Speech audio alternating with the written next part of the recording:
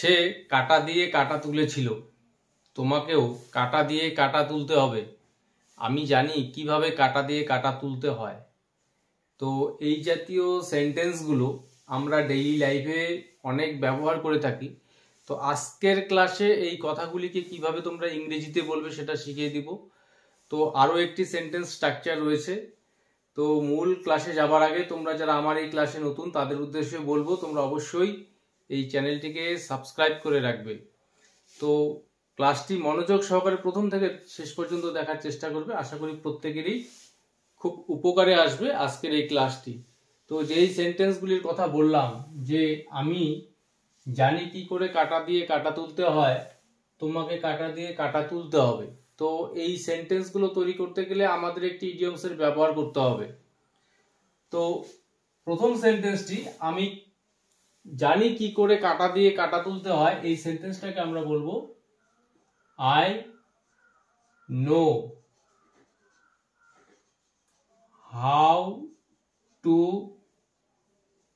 set a thief to catch a thief. I know how to set a thief to catch a thief. আমি জানি কি করে কাটা দিয়ে কাটা তুলতে হয়। তাহলে এখানে যে ইডিয়মসটি ব্যবহার করা হয়েছে set a thief to catch a thief, অর্থাৎ কাটা দিয়ে কাটা তোলা। তো আমরা জানি এই যে ইডিয়মসগুলোর যে অর্থ সরাসরি ট্রান্সলেট করলে সেই বাংলা অর্থটা আসবে না, আমাদের সেন্সটা বুঝতে হয়। তো কাটা দিয়ে কাটা তোলা বলতে আমরা ঠিক কি বুঝে থাকি, অর্থাৎ খারাপ কিছুকে আমাদের জীবন থেকে বা আমাদের সামনে থেকে সরানোর জন্য যখন আমরা খারাপ কিছু একটার সাহায্য নিয়ে থাকি তাকেই আমরা বলি কাটা দিয়ে কাটা তোলা। অর্থাৎ কোনো গুন্ডাকে শায়েস্তা করার জন্য আমরা কোনো গুন্ডার সাহায্য নিয়ে থাকি। তো এখানে একটি চোরকে ধরার জন্য একটি চোরের সাহায্য নিতে হয়। তো এই যে ইডিয়মটি, যার আমরা বাংলায় যেটাকে বলে থাকি যে কাটা দিয়ে কাটা তোলা, ঠিক সেই সেন্সটা এখানে প্রকাশ পাচ্ছে। তো I know how to set a thief to catch a থিপ, আমি জানি কি করে কাটা দিয়ে কাটা তুলতে হয়। তো তোমাকে কাটা দিয়ে কাটা তুলতে হবে, মানে সরাসরি এটা তুমি সলভ করতে পারবে না, তুমি নিজে পারবে না, তোমাকে কাটা দিয়ে কাটা তুলতে হবে। তো এই সেন্টেন্সটাকে আমরা কিভাবে বলবো? তো you have to set a thief to catch a thief. You have to set a thief to catch a thief, তোমাকে কাটা দিয়ে কাটা তুলতে হবে। পরের সেন্টেন্স সে কাটা দিয়ে কাটা তুলেছিল, মানে বিষয়টি পাস্টের। তো পাস্ট টেন্সে গঠন করব সেন্টেন্সটি। সে তুলেছিল, হি অর শি সেট। তো আমরা যখন এই ইডিয়মসটাকে আলাদা আলাদা টেন্সে ব্যবহার করব, তো এই ইডিয়মের শুরুতে যে ভার্বটি রয়েছে সেট, এই ভার্ব অংশটিকে আমাদের অ্যাকর্ডিং টু টেন্স চেঞ্জ করে নিতে হবে। তো এই যে সেন্টেন্সটি সে কাটা দিয়ে কাটা তুলেছিল অর্থাৎ অতীতে তুলেছিল, তো এখানে আমাদের ভার্বের সেকেন্ড ফর্ম নিয়ে আসতে হবে। তো এই সেট যে ভার্ব, এই ভার্বের প্রেজেন্ট ফর্ম, পাস্ট ফর্ম এবং থার্ড ফর্ম সব ক্ষেত্রেই সেম স্পেলিং। তো সেট, তো সেকেন্ড ফর্মে এখানে আমরা সেট ব্যবহার করব, যদিও অন্যান্য ইডিয়মের ক্ষেত্রে যেখানে আলাদা ভার্ব থাকবে সেখানে চেঞ্জ হয়ে আসবে। তো he set a thief to catch a thief. He set a thief to catch a thief, সে কাটা দিয়ে কাটা তুলেছিল। পরের সেন্টেন্স সে কাটা দিয়ে কাটা তুলছে, মানে অ্যাট প্রেজেন্ট করতেছে কাজটি, তুলছে। তো he or she is setting A thief two catch a thief. She is setting a thief to catch a thief. সে কাটা দিয়ে কাটা তুলছে। পরের সেন্টেন্স আমি কাটা দিয়ে কাটা তুলবো, মানে ভবিষ্যতের কথা বলছি। তো সেক্ষেত্রে I will set a thief to catch a thief. I will set a thief to catch a thief. আমি কাটা দিয়ে কাটা তুলবো। তো এখানে 5টি সেন্টেন্স আমি দেখালাম, তো এই ইডিয়মটাকে ব্যবহার করে। তো তোমরা আশা করি এই যে সেন্টেন্সগুলো বুঝতে পেরেছো। তো এই জাতীয় সেন্টেন্সগুলো তোমরা এই ইডিয়মটাকে ব্যবহার করে নিজেরা তৈরি করার চেষ্টা করবে অন্যান্য টেন্সে। তো এরপর আরো একটি সেন্টেন্স রয়েছে যে আমার মনে হয় সে তোমাকে গুণ করেছে, আমরা বলে থাকি অনেক সময়, বা জাদু করেছে, মানে সব সময় তুমি তারই নাম নিচ্ছ, মনে হয় জাদু করেছে। আমি কাউকে গুণ করি নাই, অন্যদের গুণ করা তার স্বভাব। এই মহিলা অন্যদের গুণ করার ব্যাপারে সিদ্ধহস্ত বা দক্ষ।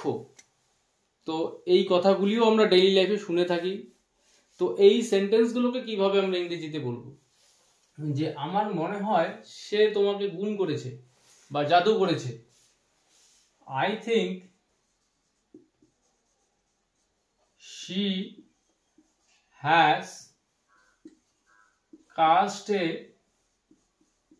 spell on you. I think she has cast a spell on you. আমার মনে হয় সে তোমাকে গুণ করেছে বা জাদু করেছে। তো এই যে গুণ করা, জাদু করা, এর জন্য আমরা এখানে নিয়ে আসবো cast a spell on, তারপরে someone, কাউকে নিয়ে আসবো এখানে। তো পরের সেন্টেন্স আমি কাউকে গুণ করি নাই। তো এই সেন্টেন্সটাকে আমরা কিভাবে বলবো? I didn't অথবা did not cast a spell on anyone. I did not cast a spell on anyone. আমি কারোর উপরেই গুণ করিনি বা জাদু করিনি।